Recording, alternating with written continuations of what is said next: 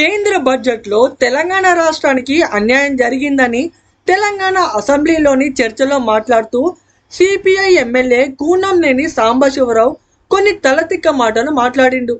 ఎన్నడూ లేని విధంగా భారతదేశంలో 2014 నుంచి కక్ష సాధింపు రాజకీయాలు ఎక్కువ అయ్యాయట.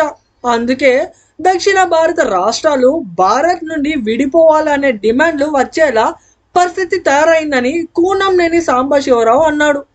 బహుశా కూనంనేని సాంబశివరావుకు తలకేమైనా దెబ్బ తగిలి మతి భ్రమించి గిట్ల మాట్లాడుతుండా, లేక ఏదో నాటికి వాళ్ళ చైనా కంటే భారత్ శక్తివంతంగా అభివృద్ధి చెందుతుందనే భయంతో గిట్ల మాట్లాడిండా ఏంటి? 2014 నుంచే భారత్లో కక్ష సాధింపు రాజకీయాలు నడుస్తున్నాయని కూనంనేని సాంబశివరావు మాట్లాడిండు కదా. మరి భారతదేశంలో 1975 నుండి 1977 వరకు 21 నెలలు ఎమర్జెన్సీ పెట్టి ఆ 21 నెలలు భారతీయ పౌరుల ఫండమెంటల్ రైట్స్ లేకుండా చేసి పత్రికలు, ఎన్జిఓల గొంతు నులిమి భారతదేశ రాజ్యాంగానికి, భారతదేశ ప్రజాస్వామ్యానికి మచ్చ తెచ్చిన ఇందిరాగాంధీ పరిపాలనను కూనంనేని సాంబశివరావుకు యాదికి లేదా?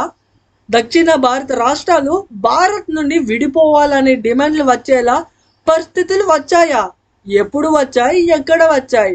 ఆ డిమాండ్ ఏ దక్షిణ భారత్కు చెందిన రాష్ట్ర ముఖ్యమంత్రి చేసిండు? లేకపోతే చైనాలో కూర్చొని ఉన్న మీ కమ్యూనిస్టుల బాస్ ఏమైనా చెప్పిండా?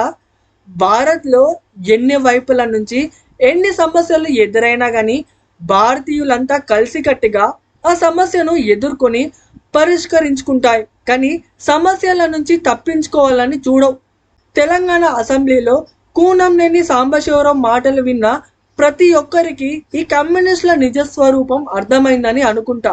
కమ్యూనిస్టులు అప్పటికి ఇప్పటికీ ఎప్పటికీ భారత్కు వ్యతిరేకంగానే ఆలోచిస్తారు తప్ప భారతదేశ అభివృద్ధి కోసం ఈ కమ్యూనిస్టులు కృషి చెయ్యరు.